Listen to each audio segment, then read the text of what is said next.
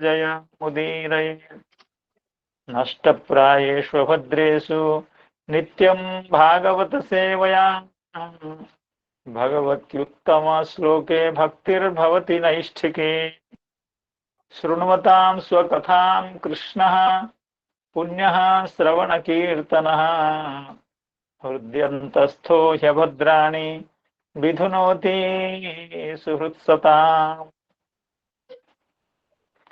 आज के प्रातःकालीन इस सत्र में समवेत समस्त वैष्णवजनों, भक्तजनों, गुणीजनों, विद्वज्जनों, श्रीमद् भागवत कथा रस पिपासु सुधीजनों के चरणों में मैं पुनः पुनः कृतज्ञता एवं विनीत प्रणाम निवेदित करता हूँ। कल का पाठ जहाँ रुका हुआ था वहाँ से हम आगे बढ़ें। उससे पहले अच्छा होगा अगर कोई पाठक हो तो ये उन श्लोकों का, कल जिन श्लोकों की आवृत्ति हुई थी उन श्लोकों का पाठ तो उसका हिंदी अनुवाद कृपया करें, ताकि हम लोग उस विषय को स्मरण करते हुए आगे का पाठ श्रवण कर पाएं।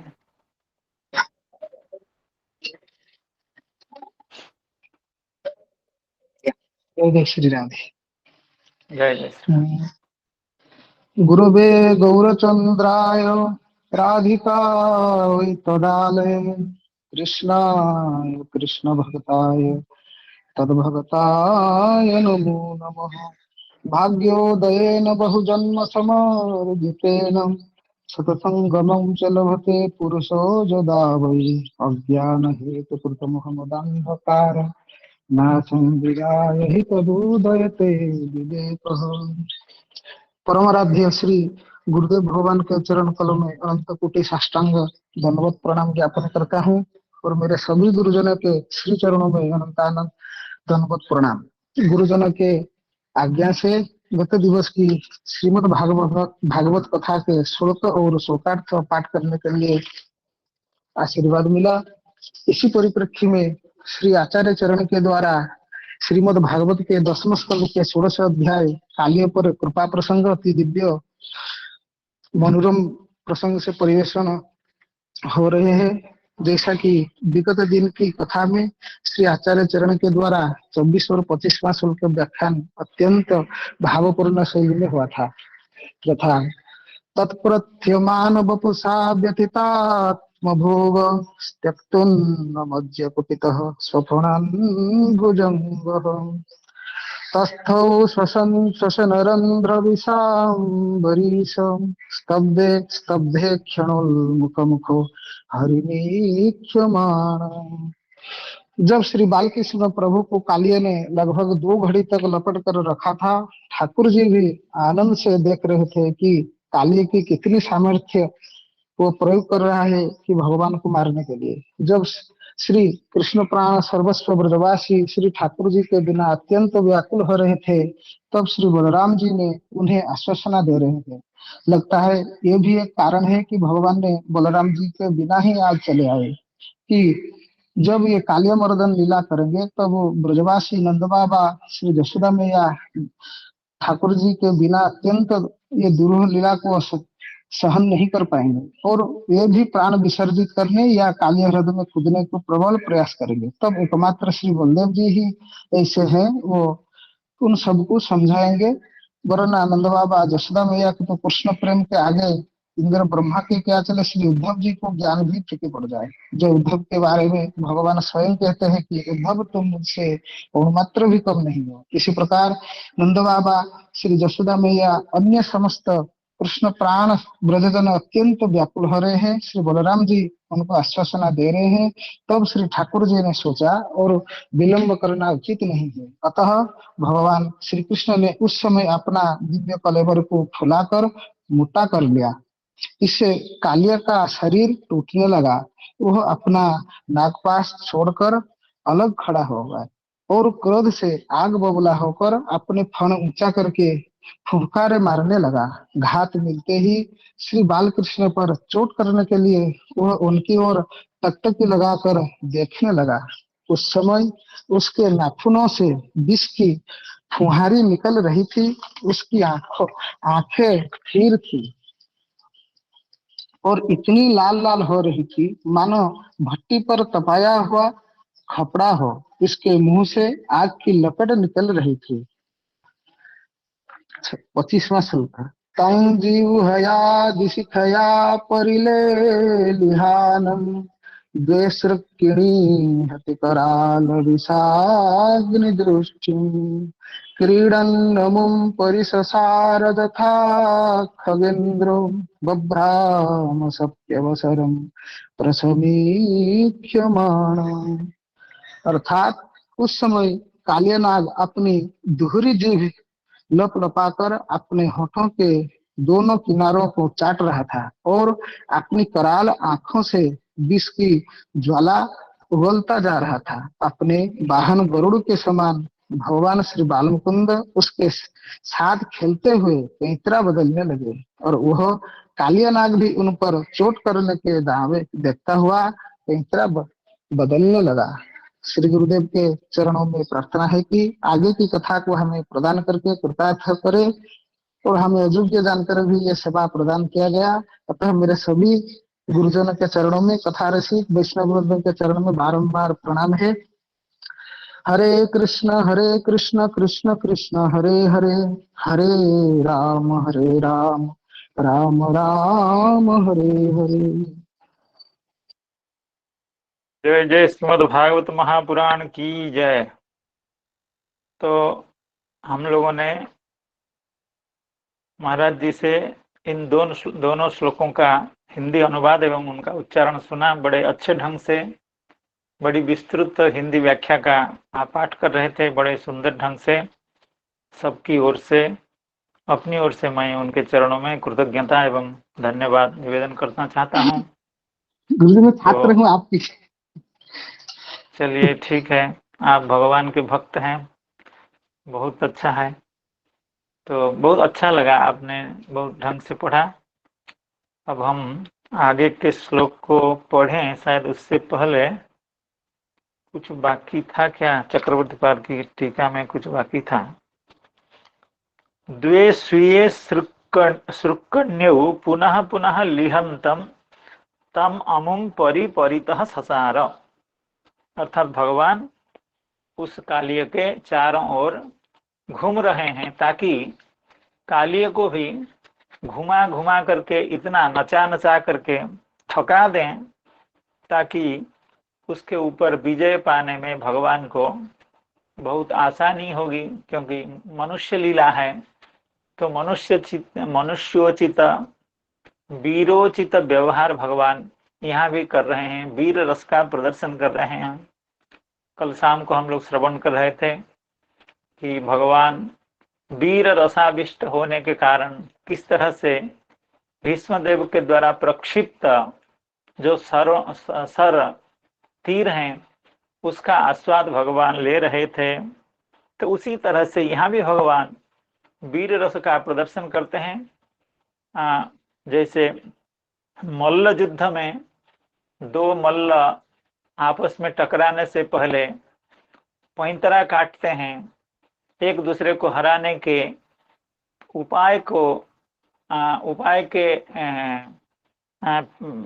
प्राप्त करने के लिए इंतजार करते हैं। उसी तरह से भगवान कालिय को चारों ओर घुमा रहे हैं, खुद घूम रहे हैं। स कालियोपि दंशनस्य अवसरम समीक्ष्यमाणः एव बभ्राम। यहाँ तक शायद हम लोग पढ़े थे। कालिय भगवान को दंशन करने के लिए, भगवान का दंशन करने के लिए कालिय भी खूब तेजी से घूम रहा है। भगवान तो और तेजी से घूम रहे हैं और कालिय भी तेजी से घूम रहा है। एवं दंशनस्य अवसरम समीक्ष्यमाणः एव बभ्राम।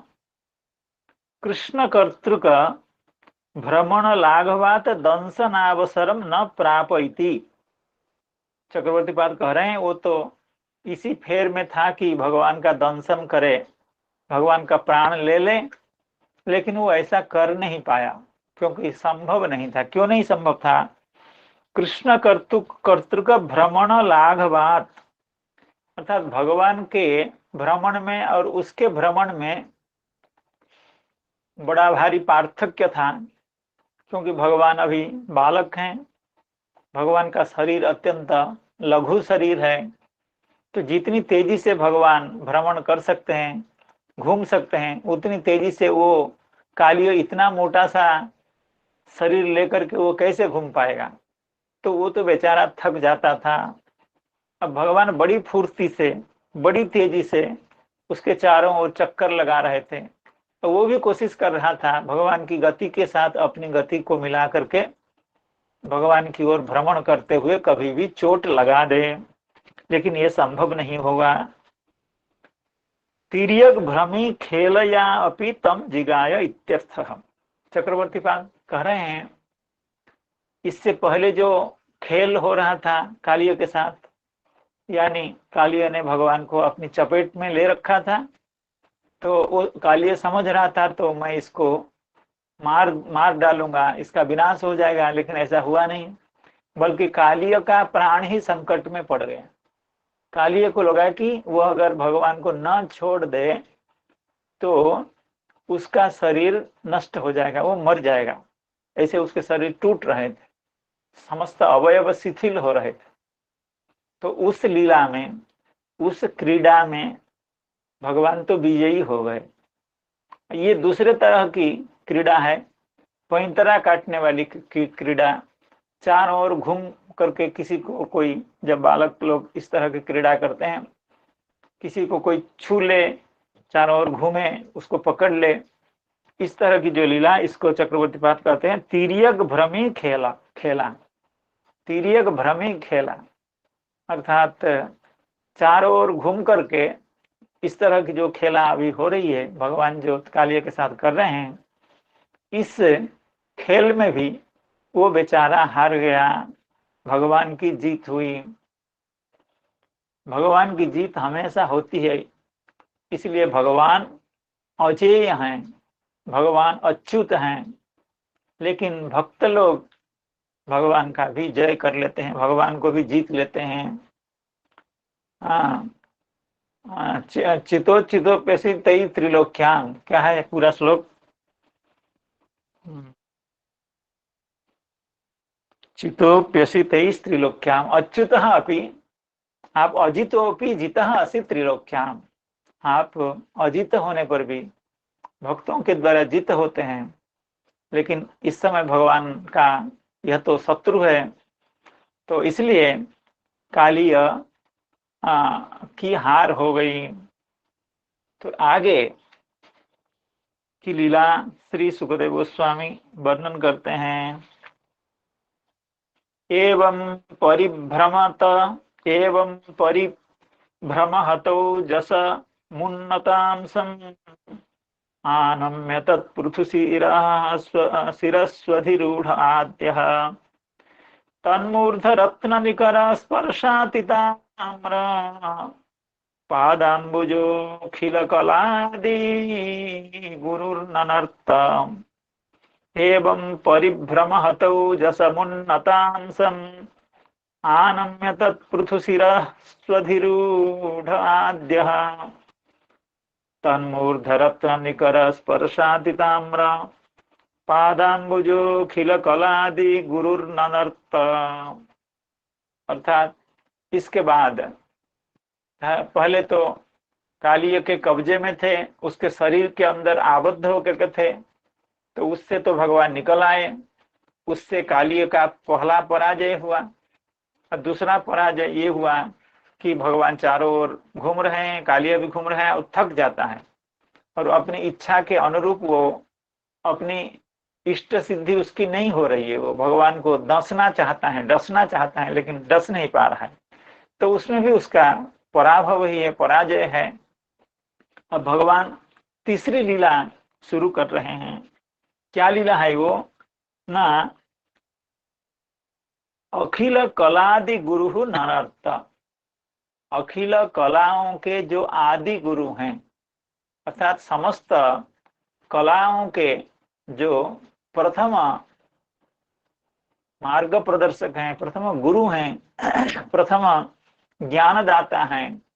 ऐसे जो भगवान हैं, अखिल कला आदि गुरु ननर्त, अखिल कलाओं के आदि गुरु, प्रथम गुरु जो भगवान कृष्णम वंदे जगत गुरुम, सभी विषयों में भगवान श्री कृष्ण सभी के गुरु हैं, इसलिए वे अखिल कला के आदि गुरु, ये ननर्त। कैसे भगवान हैं? भगवान का बड़ा सुंदर यहाँ चित्रण किया गया है। तत्पृथु शिरस्सु अधिरूढ़, तत्पृथु शिरस्सु, पृथु शिरस्सु का मतलब है कि उसके अनेक सिर, और बड़े बड़े मोटे मोटे सिर, सांप के मस्तक जैसे पतले हुआ करते हैं, उस तरह के से कालिय का मस्तक नहीं था। और दूसरी बात है कि क्रोध के कारण उसका मस्तक अभी और भी फैल गया है और खूब बड़ा बड़ा लग रहा है। उस मस्तक के ऊपर अधिरूढ़, अर्थात भगवान चढ़ गए हैं। तत्पृथु शिरस्सु अधिरूढ़, उसके पृथु शिर मस्तिष्कों में, मस्तकों में, उसके बड़े बड़े चौड़े चौड़े मस्तकों में भगवान अधिरूढ़ यानी आरूढ़ हो गए हैं, चढ़ गए हैं। ऐसे जो आद्य, आद्य अर्थात भगवान कृष्ण है, भगवान श्री कृष्ण प्रथम पुरुष, वे अखिल अखिल कलादि गुरु ननर्त। और भगवान का क्या विशेषण है? तन्मूर्ध रत्न निकर स्पर्शातीताम्र पादाम्बुज, ये भी एक विशेषण है। अर्थात भगवान के जो पादाम्बुज हैं यानी चरण कमल हैं, वह अति ताम्र हो गया है और रक्त हो गया है। ऐसे भगवान के चरण कमल रक्त होते हैं, लाल होते हैं, ये भगवत्ता का लक्षण है, उत्तम पुरुषों का लक्षण है। लेकिन वह भगवान का चरण कमल अति ताम्र हो गया, उसकी लालिमा, उसकी रक्तिमा और बढ़ गई। कैसे बढ़ गई? तन्मूर्ध रत्न निकर स्पर्शातीताम्र पादाम्बुज, जब भगवान उसके मस्तक पर चढ़ गए, मस्तक पर चढ़ने से उसके मस्तक में जो मूर्ध रत्न, कालिय के मस्तक में, सर्प के मस्तक में मणि होता है, तो उसके मस्तक में जो मणियां थी, यानी अनंत मस्तक था, असंख्य मस्तक, बहुत सारे मस्तक थे, प्रत्येक मस्तक में मणियां थी। और भगवान जब नृत्य कर रहे हैं तो उस मणियों से भगवान का पैर टकरा रहा है, क्योंकि उस पर के मस्तक पर ही भगवान को नृत्य करना है।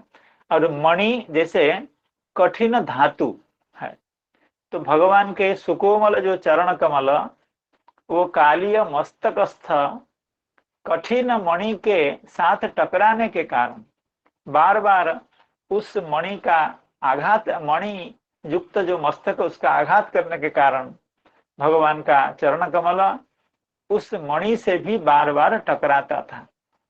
और वो कठिन है, तो भगवान के चरण कमल अतिशय कोमल हैं, तो कठिन मणि के साथ भगवान के चरण कमलों का बार बार स्पर्श होने के कारण भगवान के चरण कमलों की जो लालिमा है, जो रक्तिमा है, वो काफी बढ़ गई थी और लाल हो गई थी। भगवान के चरण कमल बहुत सुंदर लग रहे थे। और वो जो मणि था, उस मणि में भगवान के चरण कमल की लालिमा प्रतिबिंबित हो रही थी। वो मणि भी बड़ा अपूर्व सुंदर लाल लाल दिख रहा था, जैसे लग रहा था कोई लाल वस्त्रों से आवृत या लाल कंबलों से आवृत कोई रंगमंच है, जिस पर भगवान अपने चरण कमलों का, सुंदर चरण कमलों का, चरणों के सहारे उस रंगमंच के ऊपर भगवान नृत्य कर रहे हैं। तन्मूर्ध रत्न निकर स्पर्शातीताम्र पादाम्बुज, यहाँ तक एक बात है। तन्मूर्ध अर्थात काली का जो मूर्ध यानी मस्तक, मस्तक में विद्यमान जो रत्न का निकर अर्थात अनेक रत्न, रत्न समुदाय, उसके स्पर्श के कारण अतिताम्र हो गया है। पादाम्बुज जिनका, जिन भगवान का तन्मूर्ध रत्न निकर स्पर्शातीताम्र पादाम्बुज श्री कृष्ण आद्य पुरुष। और वे कैसे हैं? अखिल कलादि गुरु। तो ऐसे भगवान ननर्त कैसे? तत्पृथु शिरस्सु अधिरूढ़, उसके पृथु बड़े बड़े मोटे मोटे मस्तक पर अधिरूढ़ होकर के, आरूढ़ होकर के। तो आरूढ़ कैसे हो गए? क्योंकि भगवान तो अभी उसके कब्जे से निकले थे, उसकी चपेट से निकले थे और चारों ओर घूम रहे थे। तो उसके मस्तक पर चढ़ने का कैसे संभव हुआ भगवान को? उस बात को प्रथम चरण के द्वारा श्री सुखदेव गोस्वामी कह रहे हैं। एवं परिभ्रम हतो जसमुन्नतांसम आनम्य, अर्थात परिभ्रम हतो जसम उन्नतांसम आनम्य, अर्थात यह जो कालीय सर्प वो उन्नतांश था, उसके जो कंधे थे, जहां से उसके फण निकले हुए हैं, वहां उसको कंधा कहते हैं। जैसे हम लोगों का मस्तक जहां से निकलता है वो स्कंध है, तो उसका जो अंश है, अंश का मतलब उसका जो स्कंध है, वो उस समुन्नतांशम आनम्य, अर्थात उसका जो समुन्नत अंश है, उन्नत जो दोनों स्कंध हैं, वो ऐसे उन्नत हो स्कंध जिसका, ऐसा जो कालीय उसको। और परिभ्रम हतो जसम, परिभ्रमण के कारण, बार बार घूमने के कारण उसके ओजह हत हो गया था, अर्थात उसका सामर्थ्य नष्ट प्राय हो रहा था, अर्थात उसके शरीर के समस्त शक्ति नष्ट प्राय हो गई थी। तो परिभ्रम हतो जसा जो कालीय है एवं उन्नतांश जो कालीय है, उसको आनम्य, उसको झुका करके, कैसे झुकाएंगे इसको चक्रवर्ती पाद वर्णन करेंगे। अर्थात उस सर्प के मस्तिष्क को भगवान अपने प्रयास से नीचे कर दिया, क्योंकि वो थक गया था और बड़ा क्लांत हो चुका था। तो भगवान ने अनायास उसके फणों को नीचे झुका करके, नीचे करके उस फण पर भगवान चढ़ गए। जब चढ़ गए तो फिर क्या बाकी था? उसके बाद तो उस पर नृत्य करने लगे। अब इस पर श्रीधर स्वामीपाद कह रहे हैं, एवं परिभ्रमणेन हतम ओजः यस्य, ऐसे परिभ्रमण करने के कारण जिसका ओजः हत हो गया हो, जिसका सामर्थ्य नष्ट हो गया हो, तम उन्नतौ अंशौ यस्य, जिसके अंश यानी स्कंध उन्नत होते हैं, क्योंकि इतने सारे फणों को वो धारण कर रखा है अपने अंशों के ऊपर, इसलिए उसका अंश, उसका स्कंध अत्यंत उन्नत है।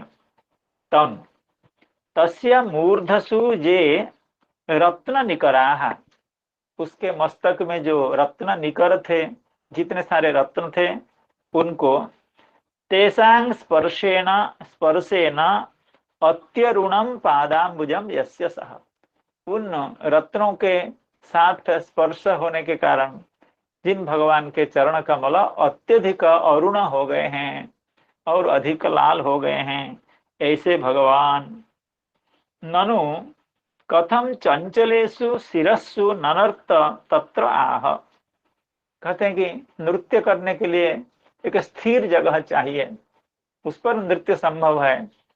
तो कालीय का फण जो है वो तो चंचल था, दूसरी बात है वो चिक्कण था, सर्प का शरीर अत्यंत चिक्कण होता है, पीछे क्या होता है, पिछला होता है। तो उस पर नृत्य करने की संभावना कैसे बनी, कैसे संभव हुआ नृत्य करना? कहते हैं क्यों, ये तो अखिल कला की आदि गुरु हैं।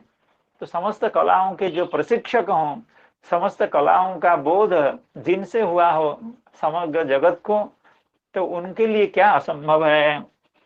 शिरस्सु ननर्त तत्राह अखिल कलानाम नृत्य विशेषाणाम आदि गुरु, भगवान समस्त कलाओं के यानी नृत्य विशेष के आदि गुरु हैं।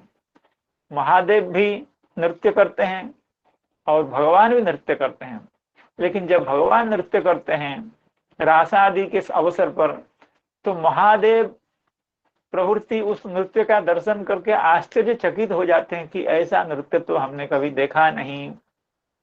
महादेव को बड़े बहुत अच्छा नर्तक माना जाता है। महादेव तांडव नृत्य करते हैं, लेकिन जब भगवान का श्री नंदन का रासादि के समय नृत्य होता है, उस नृत्य को भी निहारने के लिए महादेव उपस्थित होते हैं एवं उस नृत्य को देख करके हतवाक हो जाते हैं, आश्चर्यचकित हो जाते हैं। क्योंकि भगवान अखिल कला आदि गुरु, अखिल कला आदि गुरु ननर्त। अब उसके फण पर कैसे चढ़ गए, इस बात को श्रीधर स्वामी नहीं बताए। तो चक्रवर्ती पाद को लगा कि ये बताना चाहिए, क्योंकि उसका फण, उसका स्कंध, उसका अंश ही ऐसा उन्नत था। फण तो उसके ऊपर होता है, वो तो और उन्नत होगा। तो उस पर इतने छोटे से बालक कैसे चढ़ गए, इस बात को श्री चक्रवर्ती पाद स्पष्ट करेंगे। उन्नतो अंशो यस्य सह तं आनम्य इति। ये जो श्लोक में जो पद है आनम्य, किसको आनम्य? आनम्य अर्थात झुका करके, किसको झुका करके? चक्रवर्ती पाद कह रहे हैं परिभ्रम हतो जस्त्वात्, परिभ्रम के कारण, वो हतोजा होने के कारण, भ्रमणा समर्थस्य तस्य शिरांसि एव एक हस्तेनैव आनम्य तत्र अधिरूढ़ सन ननर्त। भगवान एक हाथ से उसके फणों को झुका लिए, नीचा कर लिए, पहले हाथ से कर लिए। चक्रवर्ती पाद तो लिख रहे हैं कि तस्य शिरांसि एव एक हस्तेन आनम्य, उनके उसके फणों को, उसके मस्तकों को एक हाथ से झुका करके। मस्तकों का मतलब है सभी मस्तक भले ना हो, लेकिन एक दो मस्तक को भी अगर भगवान झुका लिए हों तो उस पर जरूर चढ़ जाएंगे, और वहां चढ़ जाने के बाद दूसरे मस्तकों को अपने पैर से लात मार करके उसको झुकाना भगवान के लिए कोई आश्चर्य की बात नहीं थी। तो परिभ्रम हतो जस्त्वात् भ्रमण असमर्थस्य तस्य शिरांसि एव एक हस्तेन एव आनम, एक हाथ से, तत्र अधिरूढ़ सन ननर्त। चक्रवर्ती पाद इसमें हरिवंश की उक्ति का उदाहरण देते हैं कि हरिवंश में यही बात कही गई है कि भगवान अपने हाथ से उसके मस्तक को झुका लिया। शिरस्स कृष्णो जग्राह स्वहस्तेनावनम्य, शिरः स कृष्णो जग्राह स्वहस्तेन अवनम्य, अर्थात स्वहस्तेन शिरः अवनम्य, उसके मस्तक को अपने हाथ से अवनमित करके भगवान ने उसको पकड़ में ले लिया, या अपने कंट्रोल में ले लिया, अपने अधीन कर दिया। तो इस उक्ति से पता चलता है कि भगवान अपने वाम हस्त से या एक हस्त से उसको अवनमित करके उसके मस्तक पर चढ़ गए। तस्य मूर्धसु जे रत्ननिकराः तेषां कठोराणां स्पर्शेन अति सुकुमारत्वात् अतिताम्रम अत्यरुणम पादाम्बुजम जस्य। यहाँ कोई नई बात नहीं है। आगे नई बात श्री चक्रवर्ती पाद कह रहे हैं स्थाली शराबादिषु कला ज्ञापनाय नटा नटन्ति अयं तु सर्वकलानां आदि गुरुत्वात् चंचलेषु कालीय मूर्धसु ननर्त इति स्वकलाभिज्ञ दर्शनायं ब्रजसुंदरीषु पूर्वरागवतीषु ज्ञेया। ये नई बात है श्री चक्रवर्ती पाद की। चक्रवर्ती पाद कह रहे हैं सामान्य जो नट होते हैं वो तो ऐसे ही नृत्य करते हैं, समतल भूमि में या समतल जो रंगमंच होता है उसमें नृत्य करते हैं। उससे विशेष कुछ कलाकार होते हैं, नर्तक होते हैं, अपनी कला को देखने के लिए कभी थाली पर, कभी शराब पर, शराब का मतलब थाली सदृश छोटा सा कटोरा या थोड़ा सा बड़ा कटोरा, थाली से छोटा कटोरे से बड़ा, उस पर भी नृत्य कर लेते हैं। स्थाली शराबादिषु कला ज्ञापनाय, अपनी कला का प्रदर्शन करने के लिए स्थाली आदि, थाली के ऊपर, कभी छोटी थाली के ऊपर वे नृत्य कर लेते हैं। अयम तो सर्व कलानाम आदि गुरुत्वात्, भगवान समस्त कलाओं के आदि गुरु हैं, इसलिए चंचलेषु कालीय मूर्धसु ननर्त। चंचल, अति चंचल एवं अति पिछला, अति चिक्कन जो कालियों के मस्तक हैं, उस पर भी भगवान नृत्य कर लेते हैं। स्व कलाभिज्ञ दर्शना यम। अब चक्रवर्ती पाद बड़ी गंभीर बात कह रहे हैं कि भगवान ऐसा क्यों करते हैं, अर्थात इससे लाभ क्या है। तो एक तो लाभ है कि कालिय को दमित करना, कालिय के सामर्थ्य को क्षुण्ण करना, लेकिन भगवान का कुछ दूसरा प्रयोजन भी है इस नृत्य का। उस प्रयोजन का वर्णन रसिक व्याख्याकार हमारे चक्रवर्ती पाद कर रहे हैं।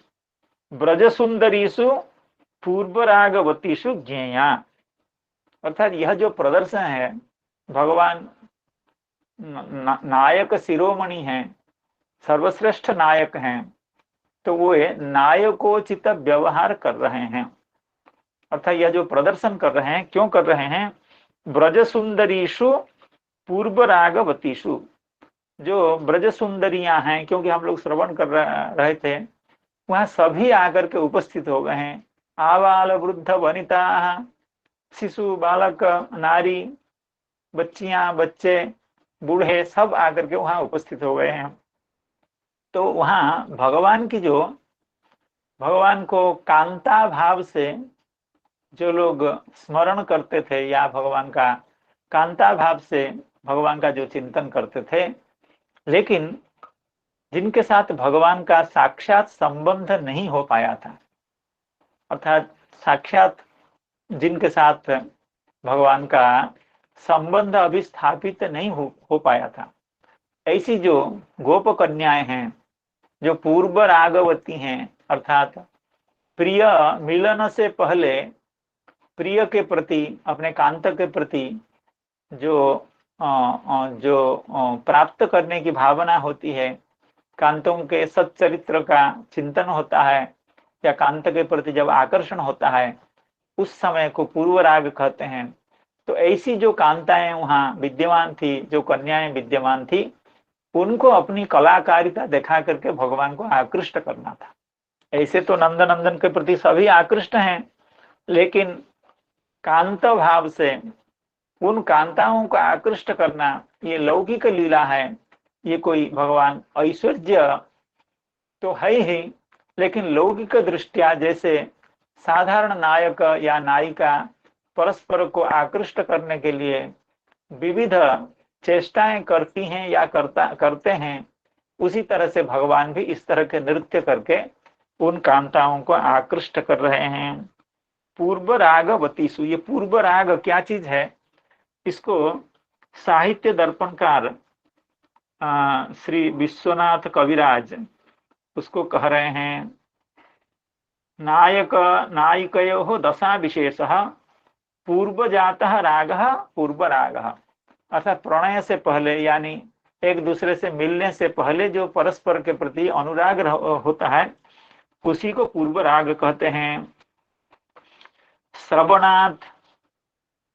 श्रवणात् दर्शनाद् वापि मिथः समरूढ़ रागयोः दशा विशेषो यो प्राप्तो पूर्व राग स उच्यते।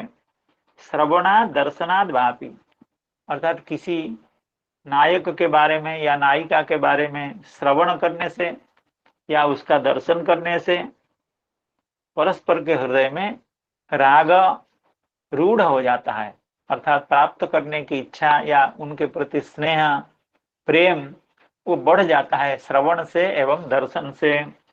यही जो दशा विशेष है, जो अप्राप्त, अर्थात अभी कांत की या कांता की प्राप्ति हुई नहीं है, उससे पहले ही उसके प्रति प्रेम का बढ़ जाना, यही पूर्व राग है। पूर्व राग स उच्यते। इसका अत्यंत प्रसिद्ध उदाहरण है रुक्मिणी महारानी जब ब्राह्मण को दूत भेज करके भगवान के पास भेजते हैं, तो वो उनका पूर्व राग है। उसमें भगवान के पास जो पत्र है, उसमें रुक्मिणी महारानी यह लिखती हैं, श्रुत्वा गुणान् भुवन सुंदर शृण्वतां ते निर्विश्य कर्ण विवरैर्हरतोऽङ्गतापम् रूपं दृशां दृशिमताम् अखिलार्थलाभम् त्वय्याच्युता विशति चित्तम अपत्रपम में। अर्थात हे अच्युत, त्वयि में चित्तम आविशति, आप के प्रति आप में मेरा चित्त प्रविष्ट हो जाता है। कैसे हो जाता है?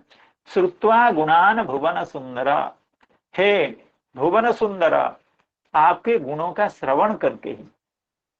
भुवन सुंदर त्रिभुवन कमनम तमाल वर्णम, उसी बात को यहाँ भी कहा जाता है, हे भुवन सुंदर, हे त्रिभुवन कमन, आपके गुणों का श्रवण करके मेरा चित्त इस दशा को प्राप्त हो गया है कि यह चित्त मेरे में नहीं रहता है, ये बार बार जाकर के आप में प्रविष्ट हो जाता है।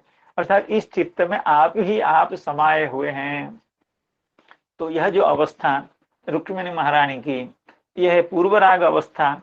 तो ऐसे पूर्वराग अवस्था में जितनी भी कन्याएं, गोप कन्याएं वहां विद्यमान थी, उनको और भी ज्यादा अपने ओर आकृष्ट करने के लिए, अर्थात उनको संसार धर्म, घर गृहस्थी का धर्म, लज्जा, द्वंद्व, ये सब को छुड़वाने के लिए भगवान इस तरह के नृत्य करते हैं। काश भगवान हम लोगों को भी ऐसा कर पाते, इतने निष्ठुर हमारे प्रति भी हो पाते कि हमको भी संसार छुड़ा करके अपनी ओर आकृष्ट कर पाते। तो श्री चक्रवर्ती पाद कह रहे हैं, उन्हीं कन्याओं को प्रदर्शित करने के लिए भगवान ने ऐसा नृत्य किया। चंचलेषु कालीय मूर्धसु ननर्त इति स्वकलाभिज्ञ दर्शनायम ब्रजसुंदरीषु पूर्वरागवतीषु ज्ञेया एवं परिभ्रम हतौ जसमुन्नता आनम्य तत्पृथु शिरस्वधिरूढ़ आद्य तन्मूर्धरत्न निकर स्पर्शातिताम्र पादाम्बुजोऽखिल कला दिगुरुर्ननर्ता तं नर्तुमुद्यतमवेक्ष तदा तदीया गंधर्व सिद्ध मुनिचारण देवबध्वा प्रीत्या मृदंग पणवानक वाद्य गीता पुष्पोपहार नुतिभिः सहसोपसेदुः तं नर्तुमुद्यतमवेक्ष तदा तदीया गंधर्व सिद्ध मुनिचारण देवबध्वः प्रीत्या मृदंग पणवानक वाद्य गीता पुष्पोपहार नुतिभिः सहसोपसेदुः तम नर्तुम उद्यतम। नर्तुम आर्ष प्रयोग शायद है, नर्तितुम उद्यतम, अर्थात भगवान उसके सर पर चढ़ करके, कालिय के फणों के ऊपर चढ़ करके अभी नृत्य करना शुरू करते हैं, नृत्य करने का शुभारंभ करते हैं। तम नर्तितुम उद्यतम अवेक्ष, ऐसा इतनी बड़ी लीला हो रही है, इतनी आश्चर्य की लीला हो रही है। तो स्वर्ग से देवता लोग भी आकर के इस लीला का दर्शन कर रहे हैं, अत्यंत सशंक होकर के इस लीला का आनंद ले रहे हैं। तम नर्तुम उद्यतम अवेक्ष्य तदा तदीय गंधर्व सिद्ध मुनिचारण देवबध्वः, अर्थात उस समय गंधर्व अर्थात तदीय अर्थात भगवान के अपने जो ये गंधर्व सिद्ध मुनि चारण एवं देववधु यानी देव स्त्री, देवता की पत्नियां, देव पत्नियां, ये क्या करने लगी?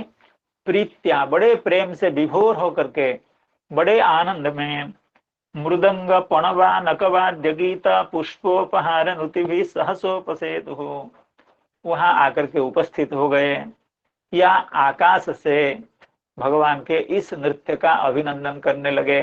कैसे करने लगे? मृदंग, पणव, आनक, वाद्य, गीता, पुष्पोपहार एवं नुति, अर्थात ये समस्त उपहार लेकर के भगवान जब नृत्य शुरू करने लगे तो गोपजन तो बड़े व्याकुल होकर के ब्रज से निकले थे, तो उनके पास तो वाद्य यंत्र होने का कोई कारण नहीं है।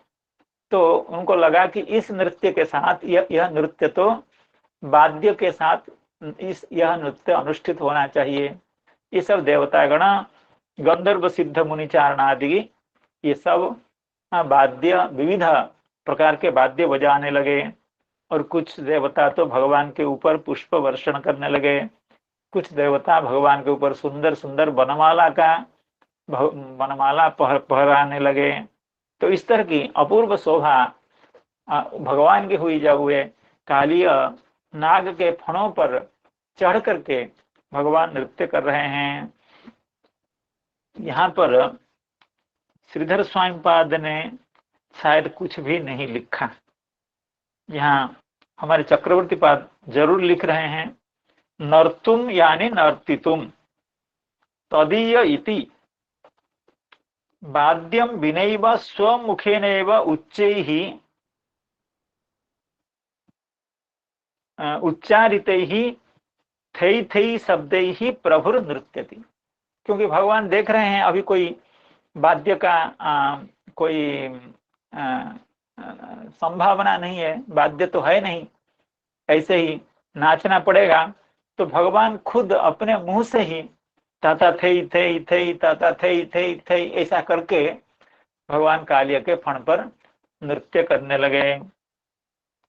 वाद्यम विनैव स्वमुखेनैव उच्चारिते ही थे थे शब्द ही, अर्थात अपने मुख से उच्चारण करके खुद, क्योंकि गोपजन तो निश्चेष्ट निष्प्राण होकर के पड़े हुए हैं, तो इस नृत्य में उनके सहयोग की संभावना तो कम है। तो भगवान खुद नृत्य भी कर लेते हैं, खुद वाद्य भी बजा लेते हैं। तो प्रभु नृत्य जब देवतागण ऐसा देखते हैं, उनको लगता है कि हम लोग फिर किस काम के हैं, अर्थात हम लोगों का भी प्रयोजन ही क्या जाए। भगवान जब नृत्य करते हैं उनको खुद गाना पड़ता है, खुद वाद्य बजाना पड़ता है, तो हम लोग फिर किस काम के लिए, किस समय के लिए है, हमारा उपयोग कब हो, ऐसा समझ करके देवता लोग अपने वाद्य यंत्रों के साथ वहां उपस्थित हो गए एवं सब विविध वाद्य बजाने लगे। उस वाद्य के ताल के साथ भगवान अपने चरण का विन्यास से भगवान अपूर्व नृत्य करने लगे। तद वयम कम समयम प्रतिष्ठिता, हम लोग किस का समय के लिए हैं, कब तक हमारी उपयोग ही क्या है, ऐसा समझ करके तद वयम प्रतिष्ठिता इति विचार्य इति भाव, ऐसा समझ करके तो ये सब वाद्य बजाने लगे एवं भगवान उस कालिया के फण पर नृत्य करने लगे। तो यहाँ पर जो तदीय गंधर्व सिद्ध मुनिचारण देव बद्ध, तदीय गंधर्व सिद्ध मुनिचारण, ये तदीय अर्थात भगवदीय, इसकी व्याख्या करते हुए हमारे बंशीधराचार्य जी कह रहे हैं, तदीया भगवदीया एवं गंधर्वादय तस्य सर्वेश्वरत्वात्, क्योंकि भगवान सर्वेश्वर हैं, इसलिए गंधर्व विद्याधर चारण मुनि देव वधु ये सब भगवदीय हैं। और श्रुति में कहा गया है ऐसा सर्वेश्वर है इति श्रुते है। इस तरह की व्याख्या करके तदीय शब्द की शब्द का प्रयोग का औचित्य देते हुए बंशीधराचार्य कहते हैं ये सब भगवदीय हैं, इसलिए तदीय हैं। लेकिन हमारे जीव गोस्वामी पाद ये ऐसे हम लोगों को भी तदीय ऐसा कहने से बहुत अच्छा नहीं लगेगा, क्योंकि तदीय भगवदीय, भगवदीय तो सब हैं, हम लोग भी भगवदीय हैं, संसार का कोई भी व्यक्ति भगवदीय है, इसलिए तदीय सिद्ध गंधर्व ये तदीय हैं, ऐसा कहने में कोई इतना उत्कर्ष नहीं है, ऐसा कहने की आवश्यकता भी नहीं है, कि सबको मालूम है कि ये विद्याधर देव ऋषि मुनि ये सब भगवदीय ही है, तदीय कहने की जरूरत नहीं है। तो इस प्रसंग में श्री जीव गोस्वामी पाद कह रहे हैं तदीया श्री गरुड़ादय, अर्थात तदीय ये विशेषण नहीं है गंधर्व सिद्ध मुनिचारण देव वधु का, तदीय ये स्वतंत्र एक विशेष पद है, जिसका अर्थ है कि श्री गरुड़ादय पार्षदाः गंधर्वादयश्च स्वर्गीयाः, अर्थात तदीय शब्द का तो अर्थ ये हो गया कि भगवान के जो वैकुंठ में परिचारक हैं, गरुड़ादि हैं वे, एवं गंधर्व सिद्ध मुनिचारण ये सब स्वर्गीय, ये स्वर्ग के निवासी, अर्थात तदीय जो है वो वैकुंठ के निवासी, और मुनि चारण सिद्ध गंधर्व ये सब स्वर्ग आदि के निवासी। तो फिर ये भी बात तो ठीक से नहीं बनी, क्योंकि एक दल वैकुंठ में है, दूसरे दल यहाँ स्वर्ग में है, तो फिर एक साथ उस नृत्य का या उस वादन का बहुत आनंद नहीं आएगा। तो इसलिए जीव स्वयंपाद कह रहे हैं, यद्वा वैकुंठ वर्तिन ये गंधर्वादय थे। इसका यह मतलब हुआ कि जैसे स्वर्गलोक में यानी ब्रह्मलोक में भी गंधर्वादी होते हैं, उसी तरह से वैकुंठ में भी गंधर्वादी होते हैं। तो वैकुंठस्थ जो गंधर्व, वैकुंठस्थ जो तदीय यानी भगवान के सेवक, एवं वैकुंठ में रहने वाले जो गंधर्व सिद्ध मुनिचारण देव वधु भी शायद होंगी वहां, तो ये सब मिल करके नृत्य करने, वाद्य बजाने लगे। तत्र मृदंगादीनां वादने ही चारणा उपसेदु। अब श्री जीव गोस्वामीपाद बताना चाहते हैं किसके साथ कौन सा वाद्य यंत्र था। तत्र मृदंगादीनां वादने ही चारणा उपसेदु, अर्थात चारण गण मृदंग बजा रहे थे, गंधर्व गण गीत बजा रहे थे, देवता गण पुष्प वृष्टि कर रहे थे, तद बध्वश्च इत्यर्थः, अर्थात देवता एवं देवता की वधुएं वे सब पुष्प वर्षा कर रहे थे। उपहारः विविध गंध सुगंधि चूर्णादय, तो वहां उपहार क्या था ना, विविध गंध सुगंधि चूर्ण, ये सब उपहार लेकर के वे आए हुए थे। नुतिभिश्च मुनयः इत्येवं विवेचनीयम, अतः ऐसा समझना चाहिए, मुनिगण हैं, उनको वाद्य बजाने में इतनी रुचि नहीं होती है, क्योंकि मननशील हैं, भगवान के स्मरण ध्यान ये सब करते हैं ज्यादा, इसलिए वाद्यादि उनको इतना प्रिय नहीं होते हैं। इसलिए वे तो क्या करने लगे, भगवान को प्रणाम करने लगे। नुतिभिश्च मुनयः इत्येवं विवेचनीयम। क्रमातिक्रमः हर्ष भरेण बादरायणेन अननुसंधानात्, तो यहाँ जो क्रम दिया गया है, गंधर्व सिद्ध मुनि चारण देववध तदीय, तदीय गंधर्व सिद्ध मुनि चारण देववध, ये 6 है। मृदंग पणव आनक वाद्य गीता पुष्प उपहार, उपहार ये मृदंग पणव आनक वाद्य, अर्थात ये 3 हो गए, गीता पुष्प 5 हो गए, उपहार 6। तो यहाँ यथासंख्य अलंकार बड़े आराम से हो सकता था, लेकिन ये यथासंख्य नहीं है, क्योंकि सुखदेव गोस्वामी भगवान की इस लीला को वर्णन करते करते इतने आनंद में डूब गए हैं, तो उनको होश नहीं रहा कि किसका वादन का साधन, अर्थात भगवान की समर्चना का साधन, कौन साधन किसके हाथ में है। इसलिए वो क्रम को यहाँ क्रम की उपेक्षा हो गई है। क्रमातिक्रमः हर्ष भरेण बादरायणे अननुसंधानात् यद्वा, एक समाधान यह भी है, जिसके हाथ में जो वाद्य आया, क्योंकि सभी तो वहाँ समस्त वाद्य कलाओं में चतुर होते हैं, इसलिए जिसके हाथ में जो वाद्य आया उसको जल्दीबाजी में लेकर के वहां पहुंच गए, एवं वहां सब वाद्य बजाने लगे। और इस वाद्य को देख करके भगवान और उत्साहित हो गए। पहले तो केवल जो पूर्व रागवती गोपियां थी उनको आकृष्ट करने के लिए, अब समस्त देवतागण वैकुंठीय सेवक गण उपस्थित हो गए हैं। ब्रजवासी गण तो पहले से मूर्छित हैं, निष्प्राण हैं, मृतप्राय पड़े हैं, उनको भी जागृत करने के लिए, उनके शरीर में, उनके मृतप्राय शरीर में प्राण संचार करने के लिए भगवान बड़े अपूर्व नृत्य करने लगे। तम नर्तुमुद्यत मवेक्ष तदा तदीय गंधर्व सिद्ध मुनिचारण देववध्वा प्रीत्या मृदंग पणवानक वाद्य गीता पुष्पोपहार नुतिभिः सहसोपसेदुः यद्यच्छिरो न नमतेंग सतैक शीर्ष्णः तत्तन्ममर्द खलदण्डाधरो घ्रिपातैः क्षीणायुषो भ्रमत उल्लुणनास्यतोऽश्रुम् नस्तो भवन् परमकल्मसमापनागः यद्यच्छिरो न नमतेऽङ्गसतैकशीर्ष्णः तत्तन्ममर्दखलदण्डाधरोऽङ्घ्रिपातैः क्षीणायुषो भ्रमत उल्लुणमास्यतोऽश्रुम् नस्तो बमन परमकस्मलमापनागः। श्री सुखदेव गोस्वामी कह रहे हैं, इस तरह से भगवान के नृत्य करने से नागः परम कस्मलम आप, वह जो नाग था कालिय, वह परम कस्मल उन्होंने प्राप्त किया, अर्थात बहुत बड़ी पीड़ा उसको हुई, बहुत दुर्दशा हो गई।